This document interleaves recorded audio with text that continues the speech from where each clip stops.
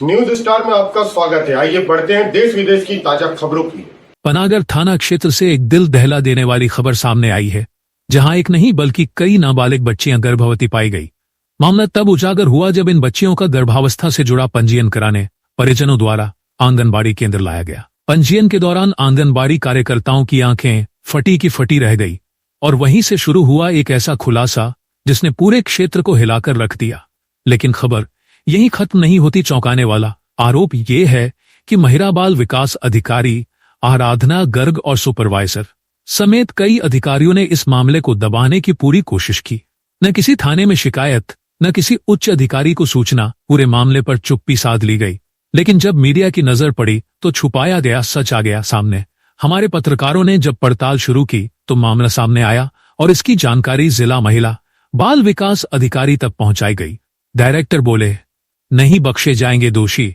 जब महिला बाल विकास विभाग के डायरेक्टर सौरभ सिंह से न्यूज स्टार संवाददाता अखिलेश सोनी ने बात की तो उन्होंने कहा, मामले की निष्पक्ष जांच की जाएगी। यदि किसी भी अधिकारी ने लापरवाही बरती है तो उसके खिलाफ प्रशासनिक कार्रवाई निश्चित है।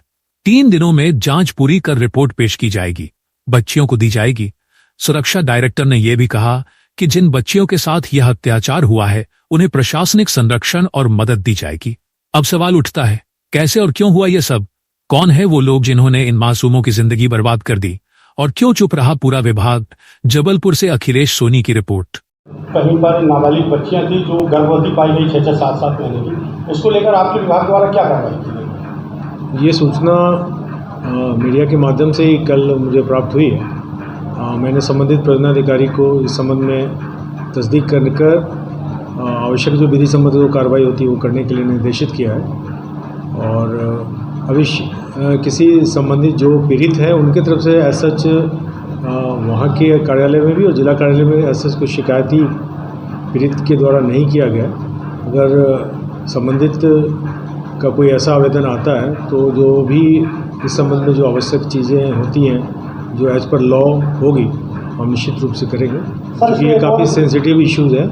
और आपने जैसा अवगत भी कराया है कि ये नाबालिग से जुड़ा हुआ मामला है, तो ऐसे मामलों में हम लोग जो कानून के जो जानकार रहते हैं उनसे भी संपर्क करके और जो विधि संबंध जो कार्रवाइयाँ होंगी वो निश्चित रूप से हम लोग करेंगे। सर, इसमें एक चीज़ और सामने आया कि 19 तारीख को महिला बाल विकास अधिकारी और सुपरवाइजर के द्वारा पंचनामा किया गया, लेकिन न संबंधित अधिकारियों को इसकी जानकारी दी गई और ना ही कहीं थाने में सूचना दी गई। तो ये घोर लापरवाही के अंतर्गत आता है।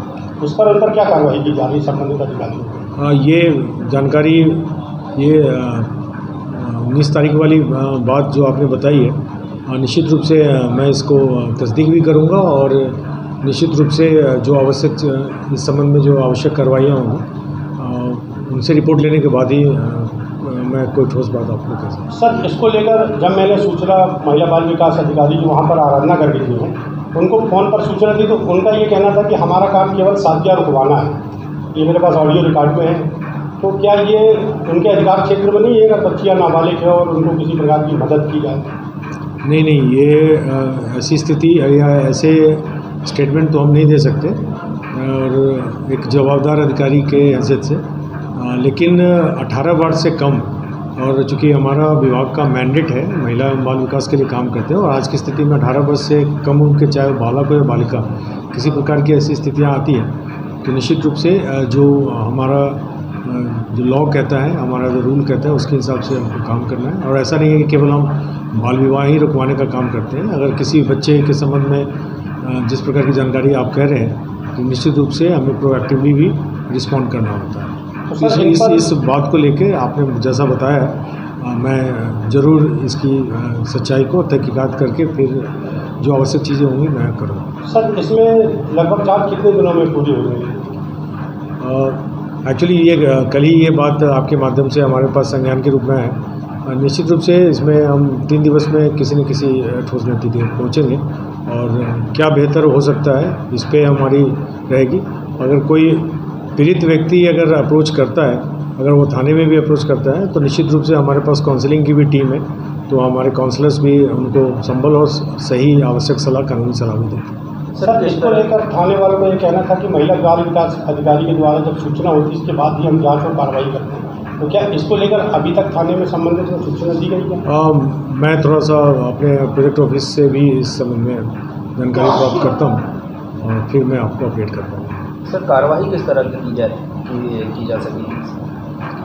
नहीं, ये इम्पॉर्टेंट है कि किस प्रकार की स्थितियाँ निर्मित हुई हैं और कहाँ तक कोई व्यक्ति इसके लिए जवाबदार है। As per the case, as per the records ही देखेंगे और कोशिश हमारी यही है कि कोई अगर प्रभावित हुआ है इससे तो निश्चित रूप से जो हमारा लॉ कहता है उसके हिसाब से हम करें। सर, क्योंकि बच्चियाँ नाबालिग हैं, इस विषय को लेकर अब उनकी सुरक्षा या और अन्य विषयों को लेकर उसको किस प्रकार का प्रशासन उनकी मदद करेगा? निश्चित रूप से ये नाबालिग बच्चे हमारे ICPS के बच्चे होते हैं और ये हमारा दायित्व भी है और हम निश्चित रूप से चाहे उनका हेल्थ का इशू हो या उनको किसी प्रकार की सहूलियत देने की बात हो या उनको लीगल एड देने की बात हो, ये सारी चीज़ हम ICPS के दायरे में हमारा बाल संरक्षण का जो यूनिट काम करती है उन अपने टीम के साथ हम इस बात पे काम करेंगे और बच्ची को संबल मिले और बच्ची का हेल्थ हमारी प्रायोरिटी में रहेगा और हम केस टू केस के हिसाब से ही, और इसमें आवश्यकता पड़ेगी तो मैं स्वास्थ्य विभाग के सहयोग से भी इसमें हम आगे बढ़ेंगे, क्योंकि इट्स टू अर्ली, अभी इस पर सीधे तौर पे कोई कमेंट्स नहीं करना है।